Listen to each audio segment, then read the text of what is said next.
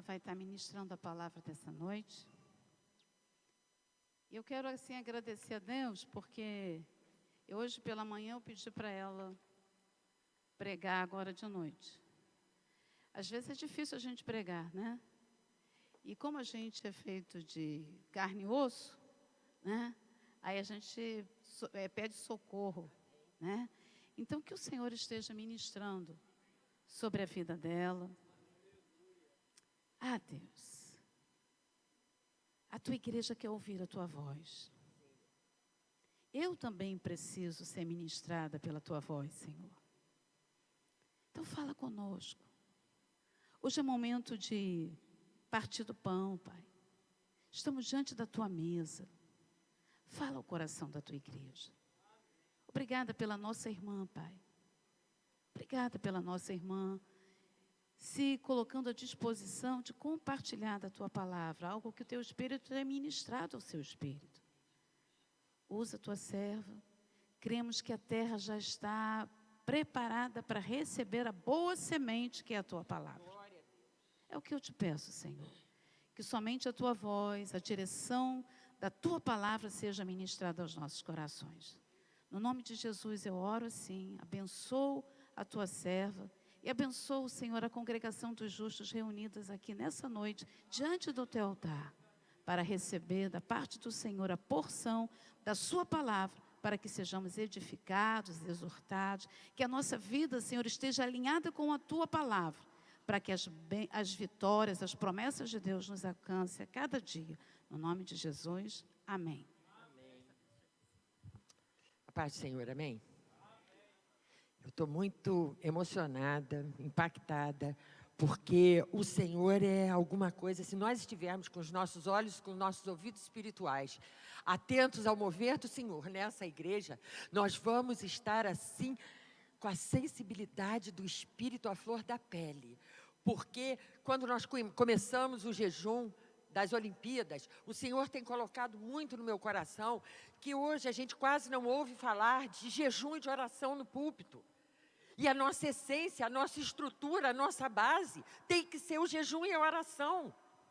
Nós não podemos ficar caminhando para a igreja de acordo com as nossas expectativas, com as nossas necessidades, né? Com as nossas dores, mas nós temos que primeiro estar obedecendo ao mandamento para o qual nós fomos chamados. E aí hoje de manhã nós estávamos conversando na escola bíblica, que é uma coisa muito maravilhosa também, porque eu já sou cascuda e cada vez que eu venho à escola bíblica eu aprendo. E hoje teve um momento que nós estávamos falando de oração. E foi uma coisa muito linda que a pastora estava falando de humanidade. Às vezes a pessoa, quando se coloca aqui, ela esquece da humanidade dela. E ela até leva os irmãos a crerem numa coisa que não é verdadeira. Mas isso é uma coisa muito maravilhosa. Nós descobrirmos que cada um de nós é de carne e osso. E é nas nossas imperfeições que um completa o outro.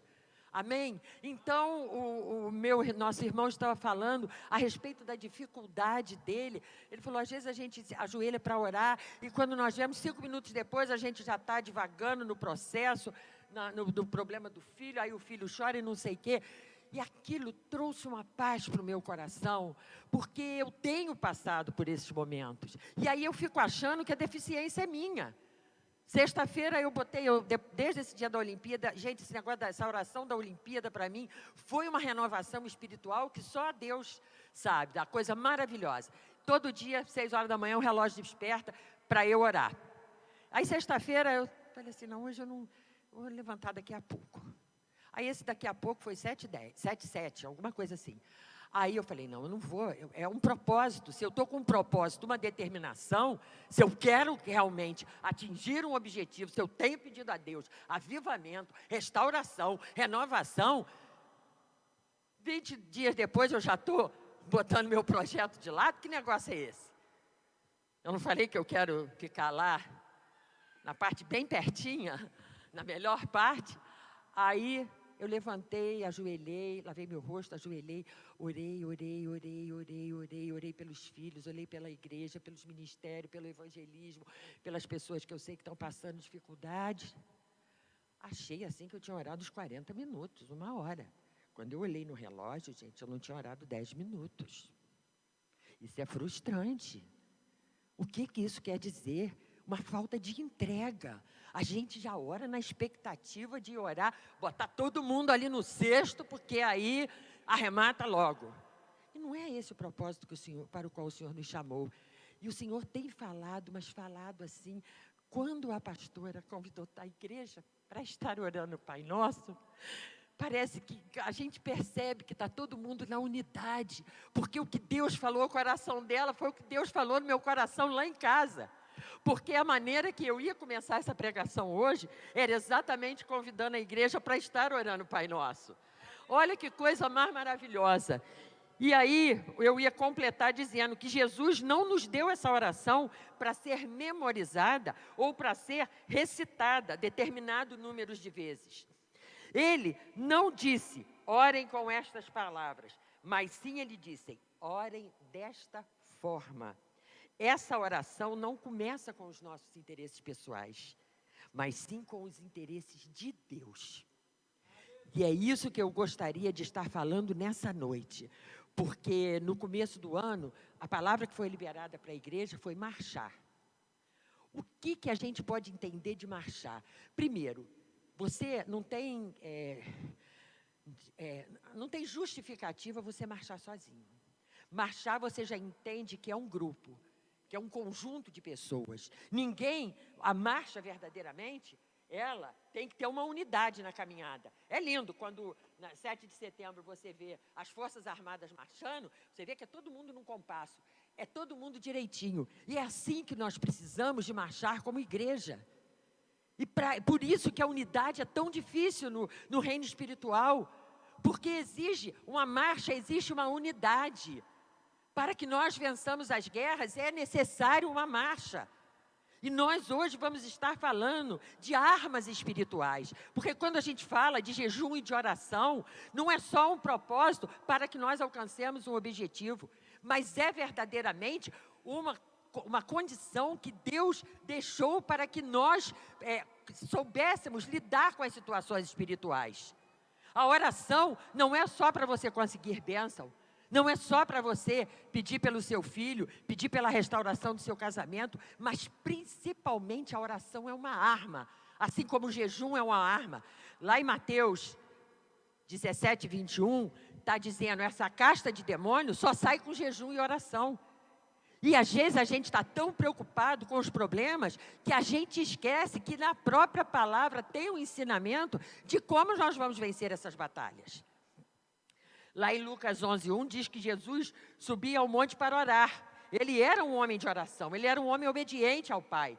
Aqueles homens estavam cheios de semente, como nós estamos. João 17 revela que Jesus orou por todos os discípulos todo o tempo. Podemos tocar na vida das pessoas através da oração, gente. As pessoas abrirão portas através da oração. A pessoa pode atravessar a rua, pode não atender o seu telefone, pode mandar dizer que não está em casa, pode não abrir a porta da casa. Ela pode fugir de você de todas as maneiras, mas ela não pode se livrar das suas orações.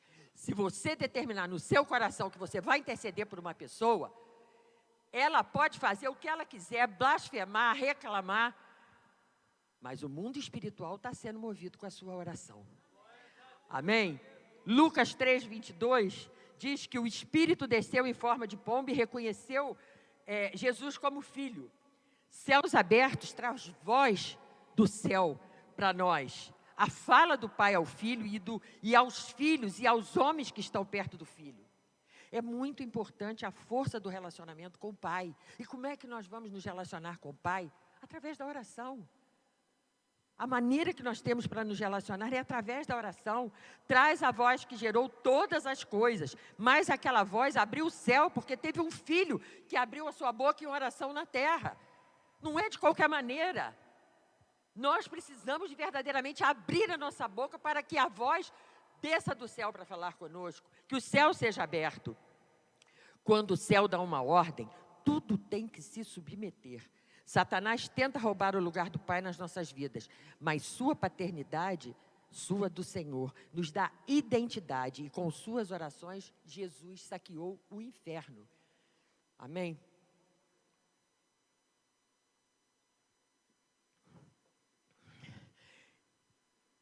O pai identificou o próprio filho no batismo e ele ouviu do filho que ele era seu pai. Ele agiu assim porque estava maduro. Lá em Romanos 8, fala sobre a expectativa da criatura que espera a manifestação dos filhos maduros de Deus. Quem são, amados, os filhos maduros de Deus? Quem são os filhos maduros com os quais o Senhor quer contar? Somos nós.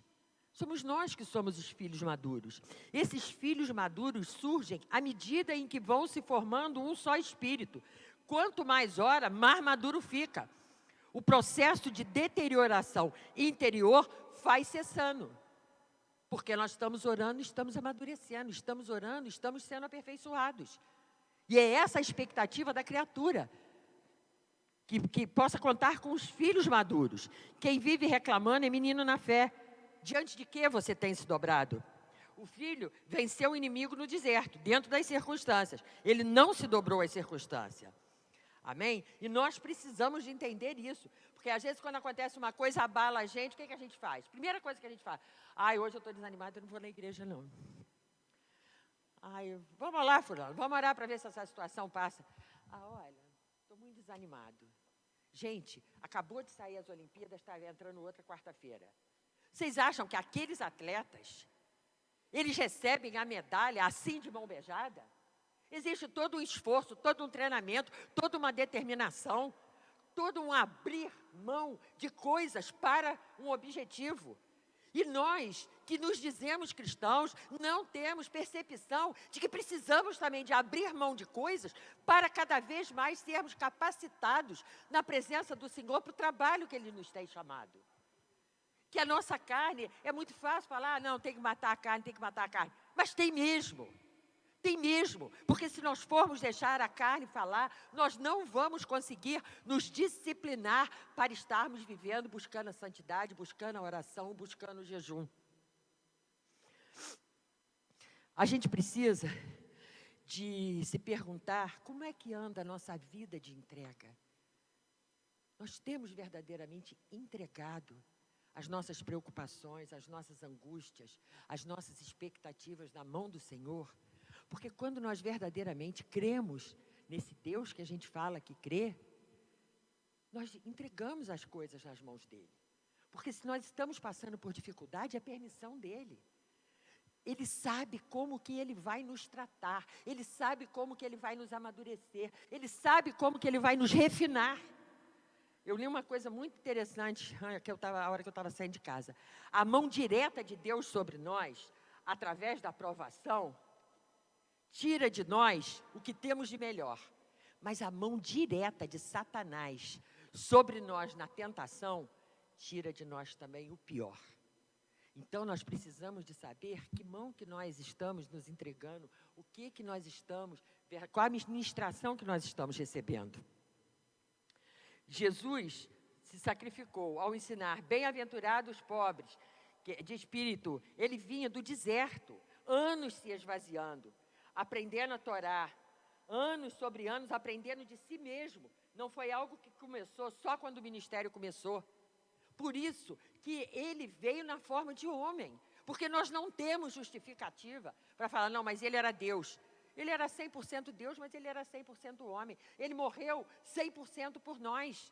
E ele não quer uma vidinha chinflim de 99%, porque 99% não é 100% para ele. E a nossa expectativa, verdadeiramente, é que tenhamos um compromisso de oração, de jejum, para crescimento, para verdadeiramente nós nos regozijarmos naquilo para o qual ele morreu por nós, porque senão não tem justificativa. Ele não morreu por isso, ele morreu para que nós tivéssemos paz, para que nós fôssemos salvos, para que os nossos pecados fossem redimidos. O que traz mais angústia, mais peso no nosso coração que não seja o pecado? Então, ele já pegou a parte pior. Resta a nós vivenciar aquilo que... Porque ele nos deu a salvação, mas ele também... Nós viemos com um manual de instrução. É só a gente seguir o manual de instrução que nós vamos verdadeiramente estar buscando a santidade, estar conseguindo orar, estar conseguindo jejuar. E às vezes a pessoa fala assim, mas eu não consigo jejuar. Tem várias maneiras de nós estarmos jejuando sem que necessariamente seja não estar comendo. Se você é um glutão, gosta muito de carne, corta a carne. Se você gosta muito de refrigerante, corta o refrigerante. Eu estou fazendo um propósito de televisão. E eu creio que é por isso que o Senhor está colocando um cântico novo nos meus lábios. Porque a gente pede a renovação, mas a gente também não quer sacrificar a carne. A gente não quer fazer nada para melhorar. Eu creio que o Senhor tem que olhar em nós e tem que ver também a nossa vontade de estar fazendo alguma coisa para estar crescendo. Oração, amados, é a chave da santidade. Quanto maior sua renúncia, maior sua autoridade. Davi influenciou a muitos com a vida dele, de oração, de propósito. A oração traz livramento, traz socorro, traz salvação. São liberados bênçãos através da oração. As coisas estão prontas para descer. Lá em Efésios, diz que o Senhor já liberou toda a sorte de bênçãos espirituais. E onde é que nós estamos que nós não tomamos posse? O que a gente tem que aprender para tomar posse dessas coisas? E bênçãos espirituais não quer dizer necessariamente aquilo que está trazendo mazela para os nossos corações, mas é aquilo que vai trazer conforto para o nosso espírito, aquilo que vai nos sustentar para que nós estejamos verdadeiramente caminhando no propósito e na direção que o Senhor tem nos chamado.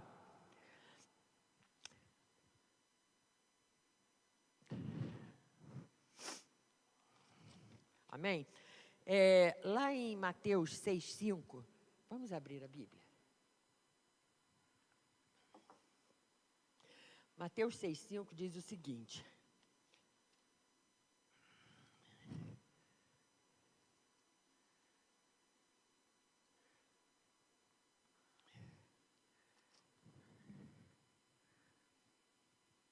Amém? E quando orarem, não sejam como os hipócritas. Eles gostam de ficar orando em pé nas sinagogas e nas esquinas, a fim de serem vistos pelos outros. Eu lhes asseguro que eles já receberam sua plena recompensa. Mas quando você orar, vá para o seu quarto, feche a porta e ore ao seu pai, que está em secreto. Então o seu pai que vem em secreto o recompensará. Amém? Aí vamos lá para Mateus 5,16. Não, Mateus... Espera aí, amados. É Mateus 5,16? Mateus 5,16. 6,5. Não, amados. Ô, Jesus, mas é onde diz? Mateus 6,16. Quando orarem, não mostrem uma aparência triste como os hipócritas, pois eles mudam a aparência do rosto a fim de que os outros vejam que eles estão jejuando. Eu lhes digo verdadeiramente que eles já receberam sua plena recompensa. Ao jejuar, arrume o cabelo, lave o rosto, para que não pareça aos outros que está jejuando, porque apenas o Pai que vem em secreto estará vendo e estará recompensando. Então, amados, não adianta a gente vestir uma capa de santidade, uma capa de religiosidade, ou que nós estejamos com o nosso coração cheio de expectativa de que vamos ser reconhecidos. Daqui a pouco eu vou descer, a pastora vai me dar um tapinha nas costas. Pregou muito. Aí sabe qual é a minha posição como cristã? Arreda-te, Satanás. Porque nós não podemos estar fazendo a obra do Senhor expectando nada.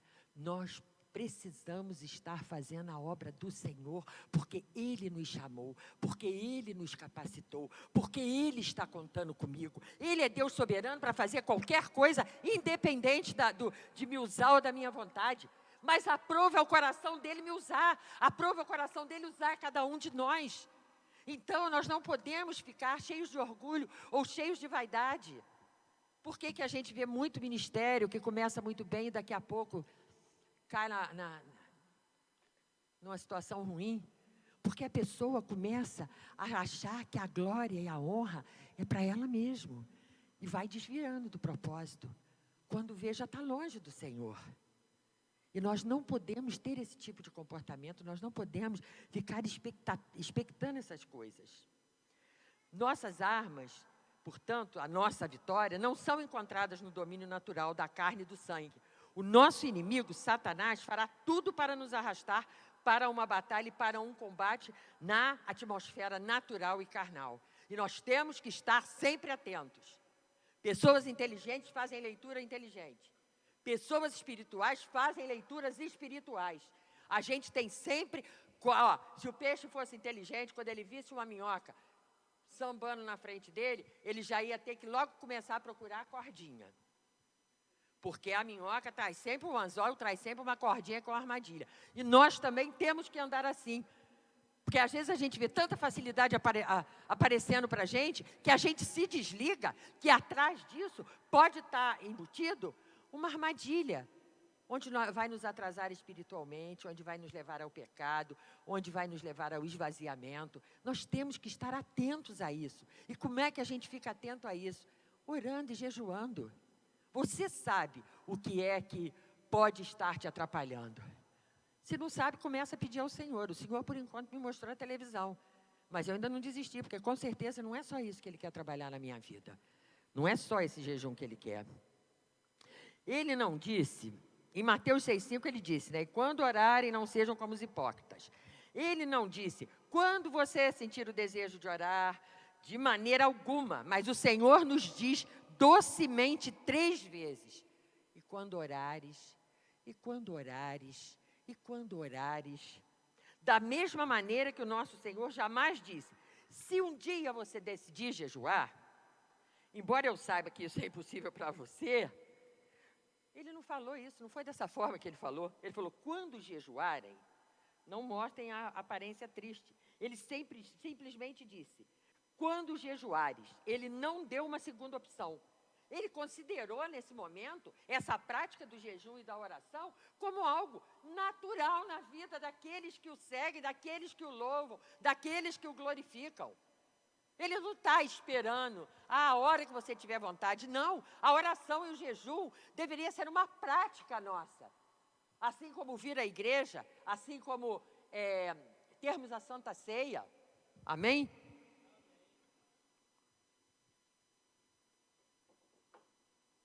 O Senhor deixou bem claro aos seus discípulos que oração e jejum desempenhariam um papel importante nas suas vidas após a partida.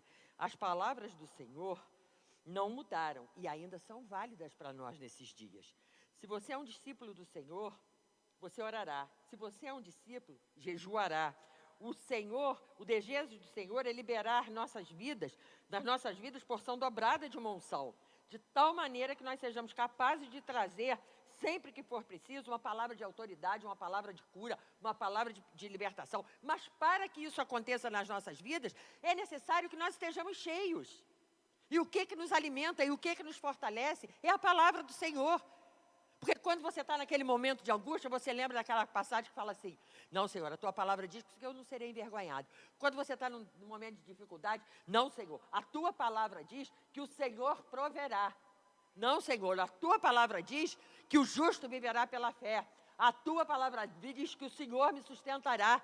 Então, amados, não é só a gente botar a Bíblia embaixo do braço. Isso aqui é a nossa sustentação. É isso aqui que vai alimentar as nossas orações, porque quando nós não temos a prática da leitura, quando nós não temos essa intimidade com a palavra do Senhor, até a oração fica difícil. Porque você lê um texto e você, ali naquele texto, você pode desenvolver a sua oração e se fortalecer. E na medida que você vai orando, até você vai tendo mais discernimento do texto. Agora é preciso que você pratique. Estamos presenciando um mundo, gente, sendo devastado ao nosso redor. Portanto, já é tempo de realizarmos as obras de Jesus para começarmos a transformar. Aquele dia que eu preguei de manhã, eu disse, a cada esquina nós vemos uma igreja evangélica, gente. Onde é que está o poder desse cristão que estamos vivendo essa devastação toda? Se cada igreja realmente se posicionasse e se colocasse em oração e se colocasse em jejum, nós veríamos um mover mais consistente no mundo espiritual. A prática de vigília, né? fez parte da vida ministerial de todo o reavivamento da história da igreja. O profeta Joel, John Wesley, os moravianos e muitos outros exemplos de oração. Eles lavraram o solo e plantaram a semente da oração corporativa. Deus, desde então, tem regado a semente e levantado nesses dias do fim novos atalaias para estarem atentos na colheita de uma nova safra que surgirá através da oração. Então, amados, o Espírito de Deus está se movendo, está levantando igreja. Nós temos vendo que coisa maravilhosa que foi esse evento da Olimpíada, né? Finalmente a gente conseguiu ver uma unidade, a igreja toda orando por um propósito comum.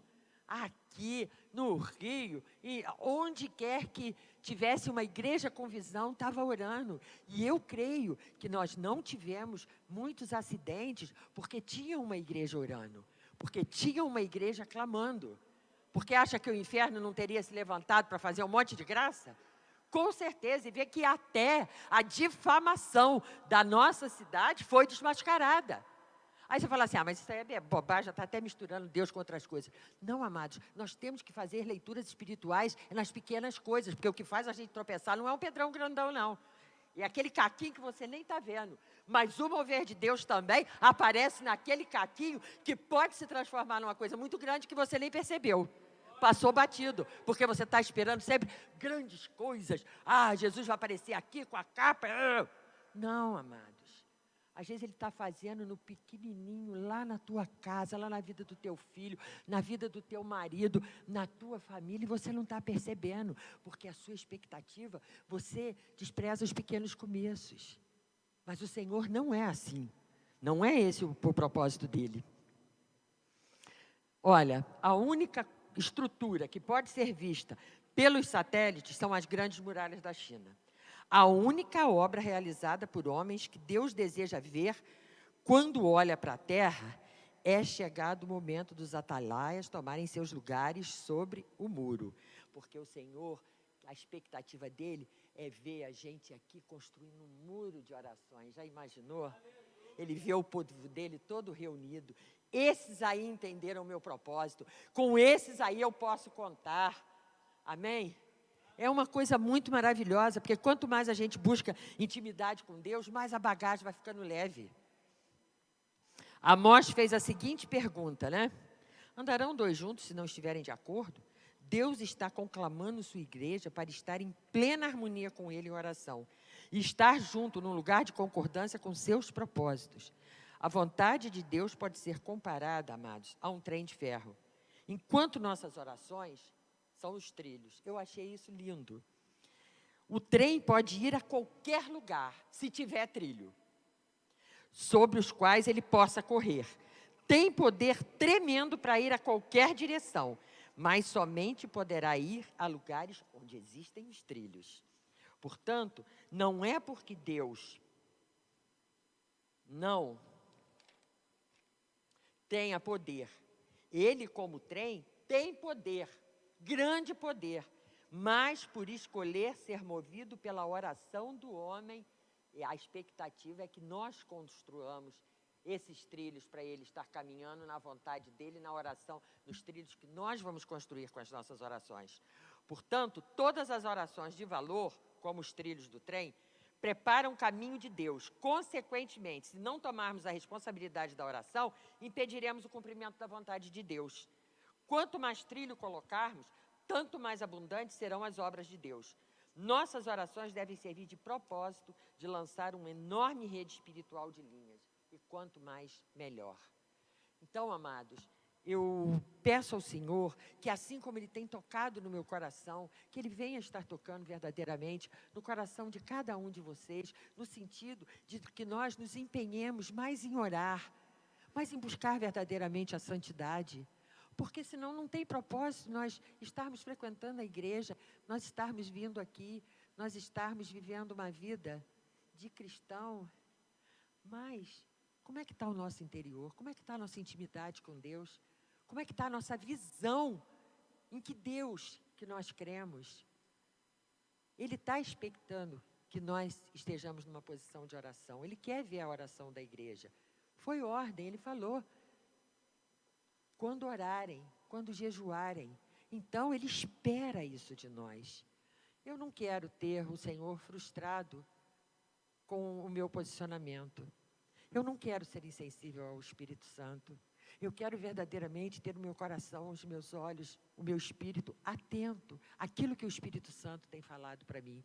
Se Ele tem me chamado como atalaia, eu a cada manhã peço que Ele encha os meus lábios, que Ele me dê sabedoria, que Ele derrame uma unção sobre a minha vida, que Ele esteja me dando discernimento espiritual, porque quanto mais discernimento espiritual nós temos, mais nós vamos aprender a orar como convém, porque a própria palavra diz que nós não sabemos orar como convém, mas que o Espírito Santo intercede em nós com gemidos inexprimíveis. Então, se a palavra diz que nós somos templo do Espírito Santo, esse Espírito Santo já está dentro de nós. É só nós clamarmos: Senhor, coloque nos meus lábios a oração que vai fazer diferença no mundo espiritual. Senhor, coloque no meu coração aquilo que o Senhor tem no seu coração para que eu me levante em intercessão, para que a sua igreja se levante em intercessão. E eu tenho tido, assim, experiências maravilhosas de ver realmente o mover de Deus, quando hoje, essa situação que eu contei da história da escola dominical, quando a pastora chama a igreja.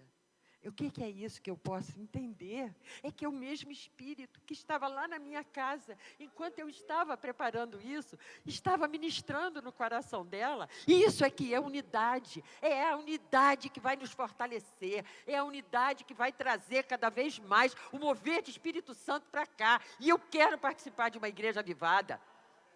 E avivado, amados, não é só eis que te digo, não. Avivado é aquele crente que vive a palavra, que verdadeiramente traz transformação para a sua vida e para a vida dos outros. Amém? Eu agradeço a oportunidade em nome de Jesus.